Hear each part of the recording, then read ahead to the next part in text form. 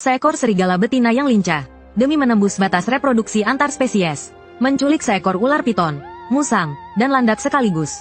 Ia ingin melihat perbedaan anak yang dilahirkannya dengan mereka. Setelah 3 hari 3 malam berusaha, perut serigala betina itu tidak menunjukkan tanda-tanda kehamilan. Saat ia putus asa dan hendak menyerah, seorang pria yang sedang mencari kayu bakar di gunung menarik perhatiannya. Tanpa basa-basi, serigala betina itu menculik pria tersebut ke dalam gua. Setelah 81 hari bermesraan, serigala betina itu akhirnya tidak tahan dengan kejantanan pria tersebut, dan mengusirnya turun gunung malam itu juga. Tanpa disangka, beberapa hari kemudian perut ibuku perlahan membesar. 10 bulan kemudian, ibuku melahirkan aku dengan susah payah. Aku lahir di tengah musim dingin yang bersalju lebat. Agar aku tidak mati kedinginan, ibuku memelukku erat, dan menghangatkanku dengan bulunya. Saat lapar, aku minum susu serigala. Begitulah selama 3 hari, guruku menemukan aku saat ia sedang mencari tanaman obat di gunung. Serigala betina itu tidak menghalanginya. Ia hanya menoleh ke arahku sekali lalu pergi. Setelah mendengar cerita tentang ibuku dari guruku, aku pergi mencarinya beberapa kali di gunung, tetapi tidak menemukan jejak serigala sama sekali. Ada satu hal yang aneh. Saat itu, desa kami sangat miskin. Keluarga lain bahkan kesulitan makan. Tapi aku selalu makan daging setiap hari. Itu karena sering ditemukan kelinci liar mati di depan rumah kami. Guruku tidak bertanya dari mana asal daging liar itu. Ia hanya memasaknya untukku. Sampai pemburu tua di desa mengalami kecelakaan, aku baru tahu siapa yang mengirimkan daging liar itu. Hari itu, pemburu tua itu bergegas meminta bantuan guruku. Guruku adalah peramal terkenal di daerah itu. Sayangnya, hari itu ia sedang bepergian. Aku pikir pemburu tua itu hanya ingin diramal, tetapi ia tampak sangat gelisah. Beberapa saat kemudian, pemburu tua itu mendekat dan berbisik. "Tian kecil, kamu sudah berkelana kemana-mana bersama gurumu sejak kecil.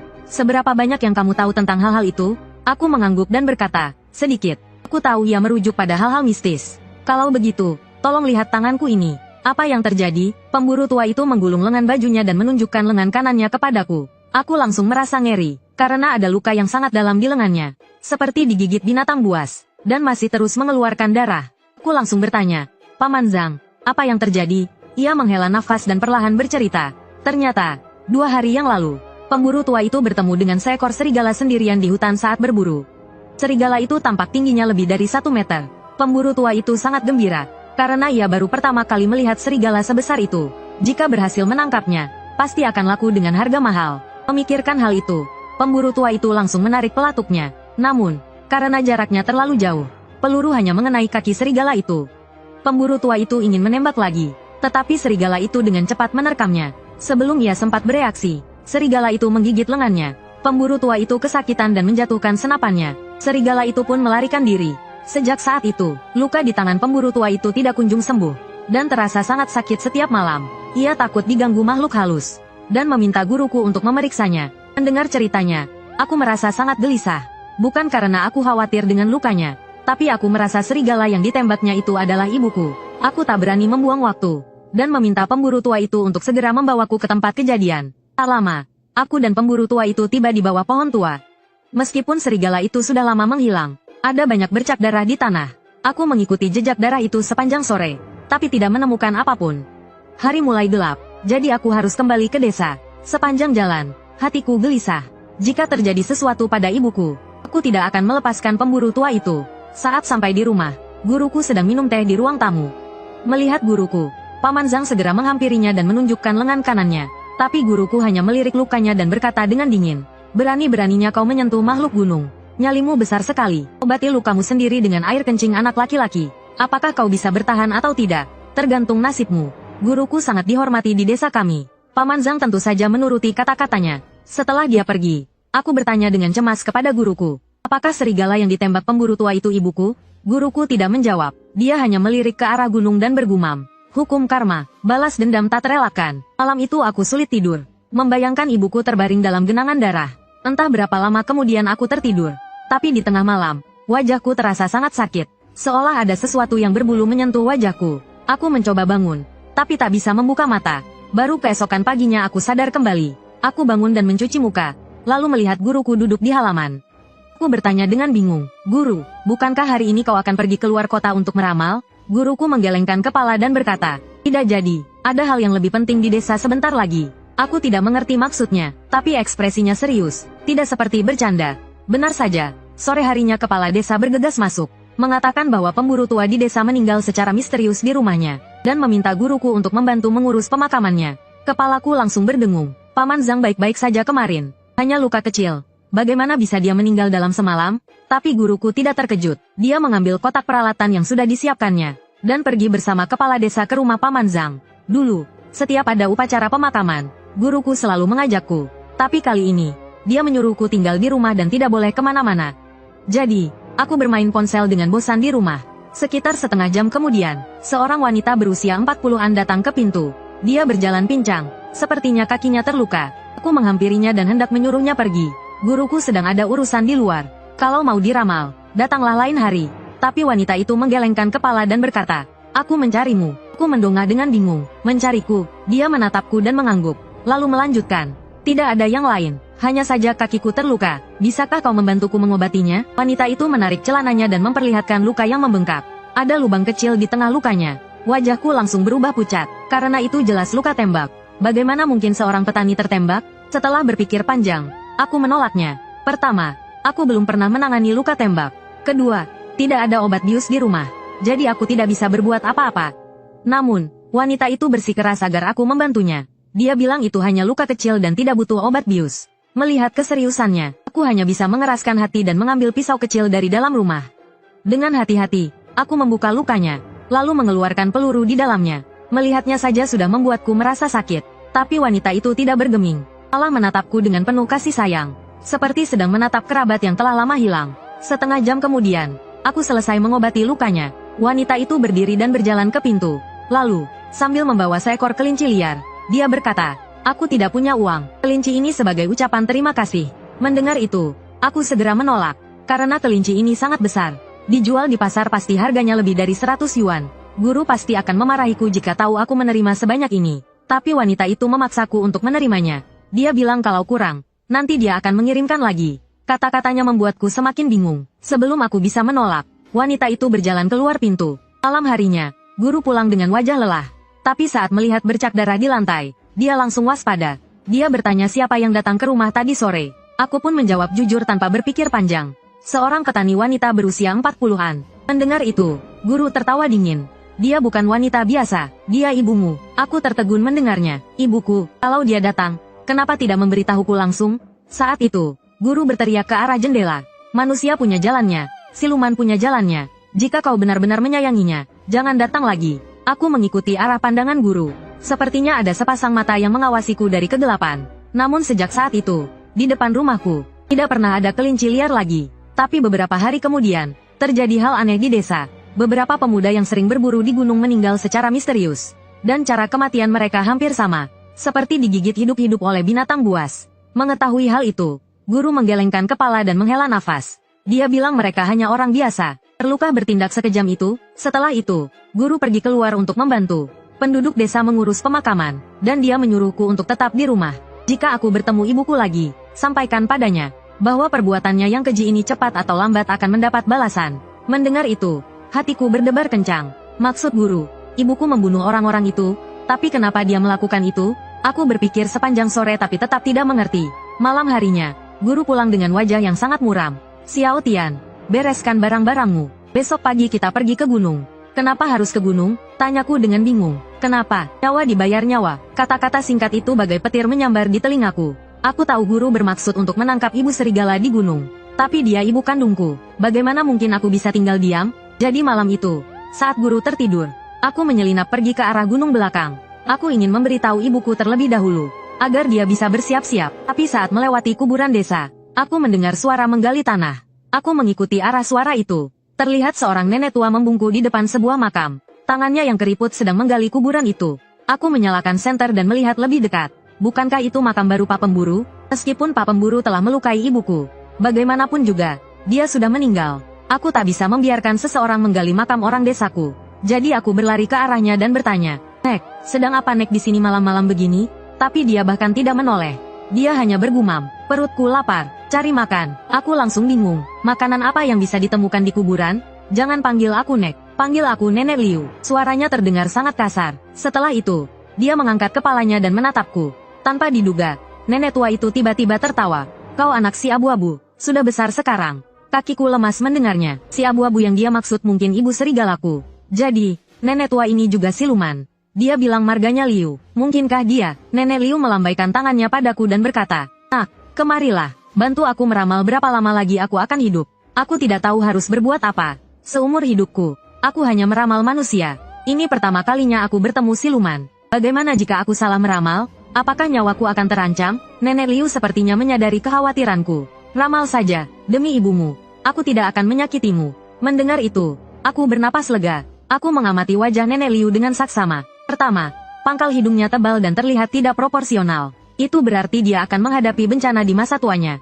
Kedua, dahinya menonjol. Dalam ilmu ramal, itu pertanda umur panjang. Tapi tulang dahinya terlalu tinggi. Biasanya, orang yang akan meninggal memiliki ciri seperti itu. Tapi dia siluman, jadi tidak bisa disamakan dengan manusia biasa. Oleh karena itu, aku memperkirakan dia masih memiliki setidaknya 10 tahun lagi. Nenek Liu terdiam sejenak lalu mendesah. Hampir sama dengan perkiraanku. Sambil berbicara, dia membungkuk dan berjalan pergi. Sebelum pergi, dia berkata, sebulan lagi aku akan memintamu meramalku lagi. Semoga hasilnya berbeda. Lalu dia menghilang dalam kegelapan. Aku tidak tahu apa maksudnya. Tapi yang lebih penting sekarang adalah segera pergi ke gunung. Kalau terlambat, hari akan segera terang. Dalam waktu setengah jam, aku sampai di pohon itu. Aku berteriak ke sekeliling. Aku datang menemuimu. Bisakah kau keluar sebentar? Tapi setelah berteriak beberapa kali, tidak ada jawaban. Guru akan datang ke gunung besok untuk menangkapmu. Jika kau mendengarku, sembunyilah. Sampai suaraku serak, ibuku tidak muncul. Aku tidak tahu mengapa dia tidak mau menemuiku. Tapi hari sudah mulai terang. Aku harus segera kembali, pergi ke gunung bersama guru di siang hari. Mungkin aku bisa menyelamatkannya di saat-saat kritis. Sesampainya di rumah, pintu kamar guru masih tertutup rapat. Aku cepat-cepat berganti pakaian dan membuat sarapan. Setelah makan, aku bertanya pada guru, jika ibu tertangkap, bisakah kau mengampuninya? Tapi guru tetap tanpa ekspresi. Jika binatang itu diampuni, siapa yang akan bertanggung jawab atas nyawa beberapa orang yang telah tewas di desa? Aku tidak tahu bagaimana harus menjawab. Tapi aku tahu di dalam hatiku, bagaimanapun caranya, aku tidak akan membiarkan ibuku mati. Setelah membereskan peralatan dan bersiap untuk pergi ke gunung bersama guru, sebuah mobil tiba-tiba berhenti di depan pintu. Seorang pria berjas turun dari mobil, dan langsung berjalan menuju guru. Master Li, saya sudah membuat janji untuk datang hari ini. Bisakah Anda meramal nasib saya? Aku melirik ke atas. Pria itu memiliki tahi lalat merah di antara alisnya. Tahi lalat di antara alis juga dikenal sebagai titik sial. Sebenarnya tidak ada masalah besar. Tapi sayangnya, tulang alisnya tidak simetris. Ini, dikombinasikan dengan titik sial, menjadi pertanda buruk. Ditambah lagi, istana takdirnya gelap. Yang berarti dia kemungkinan besar mengalami masalah baru-baru ini. Kemungkinan besar terkait dengan nyawa seseorang. Pantas saja dia datang untuk meminta bantuan guru. Guru melambaikan tangannya. Hari ini aku sibuk. Datang lagi Senin depan. Pria itu tertegun sejenak tetapi tidak mau pergi. Master, kita sudah sepakat bulan lalu. Dan masalah ini sangat pelik di perusahaan. Bisakah Anda melihatnya untuk saya hari ini? Mendengar ini, guru berkata dengan wajah cemberut. Jika ini benar-benar masalah perusahaan, aku akan meramalnya sekarang. Tapi jika tidak, sebelum dia selesai berbicara, pria itu menggertakkan giginya dan berkata, kalau begitu aku akan datang lagi Senin depan. Setelah mengatakan itu, dia mengendarai mobilnya dan pergi dengan tergesa-gesa. Setelah dia pergi, guru tiba-tiba berbalik dan bertanya kepadaku, Xiao Tian, apa yang bisa kau lihat dari wajahnya? Aku menceritakan semua analisisku kepada guru. Guru mengangguk dan melanjutkan, ketika dia datang lagi minggu depan, kau yang akan meramalnya. Aku ragu-ragu dan bertanya balik, dia terlibat dalam kasus pembunuhan. Bukankah lebih aman jika Anda yang melakukannya? Tapi guru berkata dengan sangat tenang. Aku mungkin tidak akan kembali Senin depan. Apa maksudnya tidak akan kembali? Mungkinkah dia sudah menduga perjalanan ke gunung ini akan berbahaya? Guru tidak menjelaskan lebih lanjut. Hanya memberi isyarat agar aku mengikutinya ke gunung. Tak lama kemudian, kami sampai di kaki gunung. Tapi guru tidak langsung naik ke atas. Melainkan, ia mengeluarkan beberapa koin tembaga dan menyusunnya di tanah. Lalu, ia menyalakan 3 batang dupa. Dupa itu ditancapkan di lubang koin. Aku tahu guru sedang meminta izin kepada Dewa Gunung. Guru pernah bilang, setiap gunung dihuni oleh Dewa Gunung. Jika ingin mengambil sesuatu dari gunung, harus meminta izin terlebih dahulu kepada Dewa Gunung. Agar tidak menimbulkan masalah. Tapi, dupa yang baru saja menyala beberapa detik, tiba-tiba padam tanpa angin. Ini berarti Dewa Gunung tidak mengizinkan permintaan guru. Aku merasa senang dalam hati, karena Dewa Gunung memihak ibuku. Tapi, wajah guru menjadi gelap. Sama saja, setelah mengatakan itu, guru mengambil koin dan melangkah masuk ke gunung. Hatiku gelisah, karena guru jelas-jelas menyinggung Dewa Gunung. Benar saja, tak lama setelah melangkah masuk, kabut tebal turun di gunung. Kemudian, beberapa ular besar sebesar mangkuk muncul dari hutan. Mereka berdiri tegak menghalangi jalan. Tapi guru tidak panik sama sekali. Karena sebelum berangkat, ia sudah menyiapkan arak realgar. Dengan begitu, guru berhasil mengatasi beberapa gelombang ular berbisa di sepanjang jalan. Namun, tak lama kemudian guru kelelahan. Kami pun bersandar di sebuah pohon untuk beristirahat.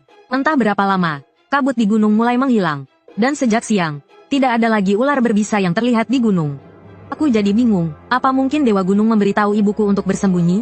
Kalau tidak, kenapa siang ini begitu lancar? Aku tidak tahu apakah tebakanku benar. Tapi setelah mencari sepanjang siang, aku memang tidak melihat ibuku. Hari mulai gelap, kukira guru akan membawaku pulang. Lagi pula, hutan liar seperti ini tidak aman di malam hari. Jika bertemu babi hutan atau beruang, nyawa kita bisa terancam.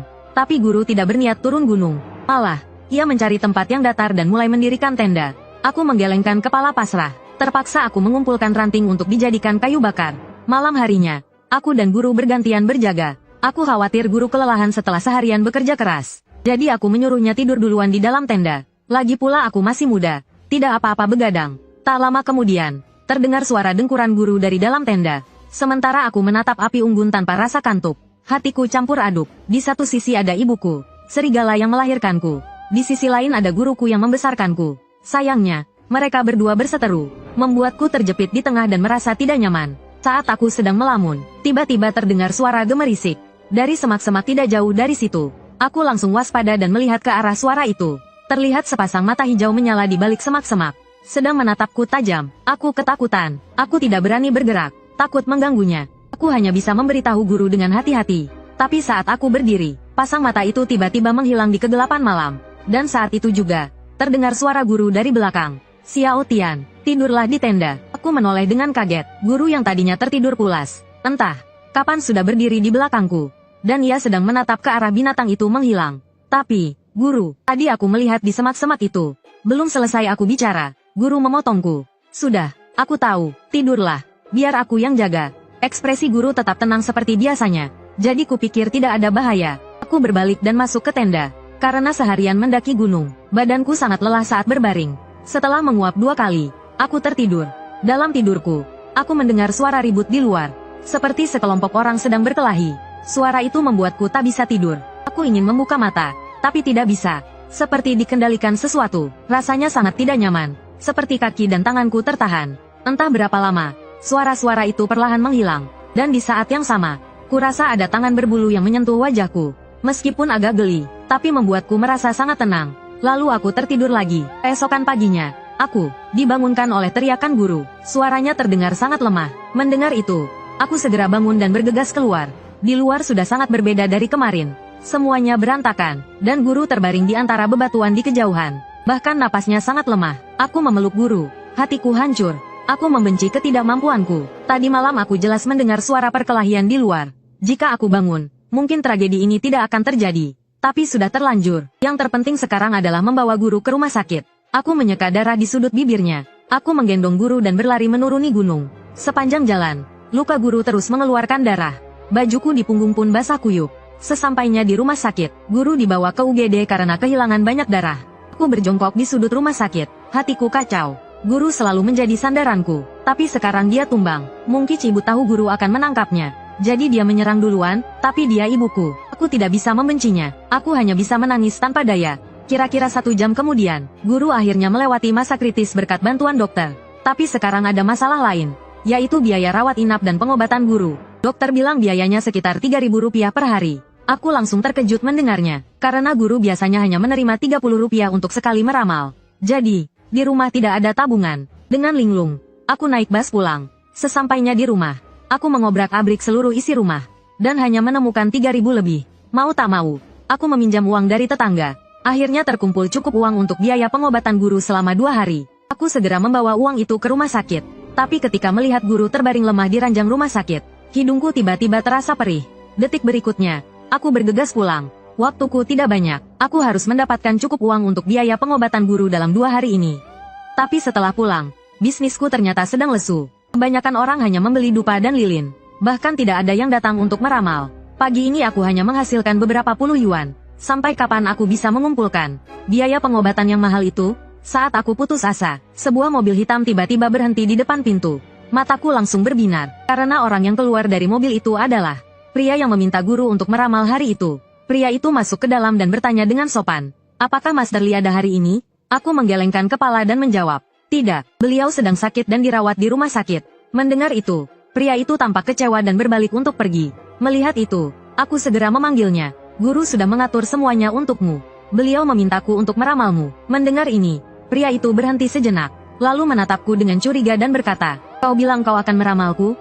Hehehe, lebih baik tidak usah. Dia menggelengkan kepala dan berjalan keluar. Aku tidak mengejarnya. Saat dia sampai di halaman, aku berteriak, Tuan, jika Anda pergi begitu saja, tidakkah Anda takut dituduh melakukan pembunuhan? Ini adalah negara hukum. Jika hal ini terjadi, uang pun tidak akan bisa menyelesaikannya. Mendengar kata-kata ini, pria itu tiba-tiba terdiam. Nama saya Zhang Hao, lahir tanggal 9 September tahun 1986. Tanggal 9 September tahun 1986. Aku mengangguk dan mulai mengamati wajahnya dengan cermat.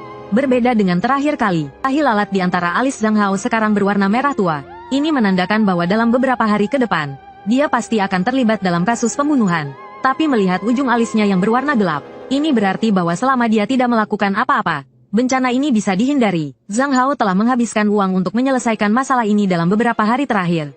Dan itu justru menjadi bumerang. Selain itu, kedua sudut mulutnya agak pucat, menunjukkan bahwa dia mungkin memiliki masalah di ranjang. Mungkin ada masalah antara dia dan istrinya. Melihat ini, aku sudah mengerti. Lalu aku menyesap teh dan berkata, Tuan Zhang, menyelesaikan masalah terbaru Anda tidaklah sulit. Zhang Hao tampak tidak percaya. Hanya tinggal di rumah, tidak ada yang lain. Aku mengangguk dan menambahkan, benar, dari wajahmu, musim gugur telah tiba. Musim semi tidak jauh. Jangan menghabiskan uang untuk hal-hal yang tidak benar. Kalau sampai menarik perhatian orang jahat, bisa repot. Asal kamu tidak melakukan apa-apa, akan ada orang yang turun tangan untuk menyelesaikan masalah ini. Zhang Hao tertegun sejenak sebelum akhirnya mengerti. Oh, begitu. Pantas saja akhir-akhir ini berapapun uang yang dikeluarkan, masalahnya tidak selesai. Sambil berkata, Zhang Hao mengeluarkan amplop merah tebal dari sakunya dan menyerahkannya. Master Xiao Tian, ini adalah imbalan untuk Anda. Biasanya, uang sebanyak ini pasti tidak akan saya terima. Tapi dalam situasi seperti ini, saya sangat membutuhkan uang ini. Saya hanya bisa tersenyum sopan dan mengangguk ke arah Zhang Hao. Tetapi saat Zhang Hao hendak pergi, saya memanggilnya lagi. Dia berbalik dan menatap saya dengan penuh tanya. Master Xiao Tian, ada lagi? Saya berpikir sejenak lalu berkata, Tuan Zhang, sepertinya akan ada perubahan dalam pernikahan Anda akhir-akhir ini. Mendengar itu, Zhang Hao sangat bingung. Master, katakan saja terus terang. Saya tidak tahu bagaimana harus mengatakannya. Saya tidak bisa langsung mengatakan bahwa istrinya akan selingkuh. Saya hanya menunjuk ke topi hijau yang tergantung di dinding ruangan. Zhang Hao langsung mengerti dan menggertakkan giginya karena marah.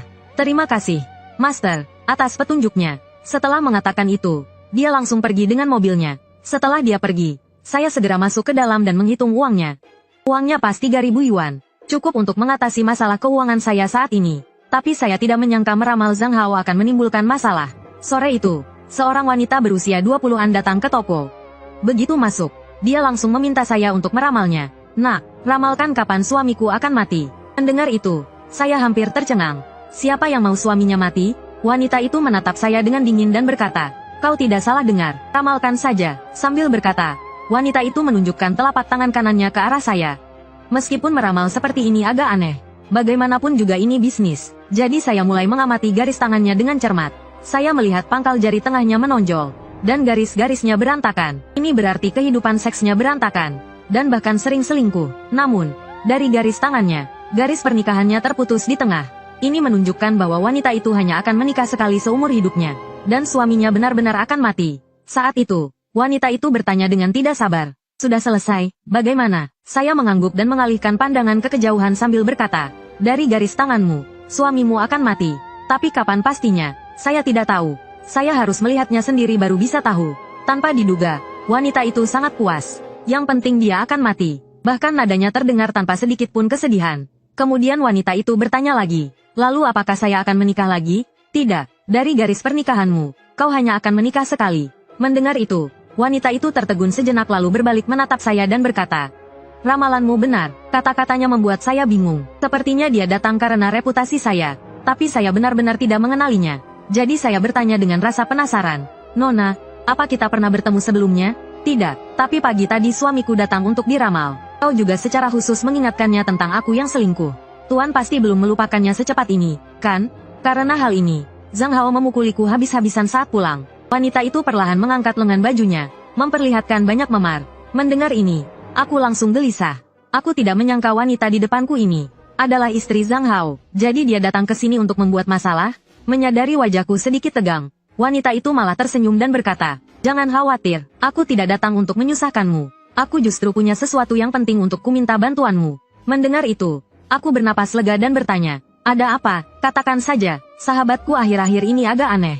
Dia selalu berbicara sendiri di depan jendela, seperti sedang berbicara dengan seseorang yang tak terlihat. Aku curiga dia kesurupan. Sebelum aku mengangguk setuju, wanita itu menyodorkan setumpuk uang merah. "Ini 5.000, uang muka. Jika kau bisa menyelamatkan sahabatku, 2 atau 30.000 lagi bukan masalah." Meskipun aku sangat membutuhkan uang ini, aku langsung menolaknya. "Temanmu mungkin diganggu makhluk halus. Tapi aku tidak bisa menangani hal seperti ini. Aku hanya seorang peramal. Terlalu banyak ikut campur urusan gaib bisa berakibat buruk bagiku." Tapi wanita itu tidak menyerah, dan mengancamku jika aku tidak membantunya.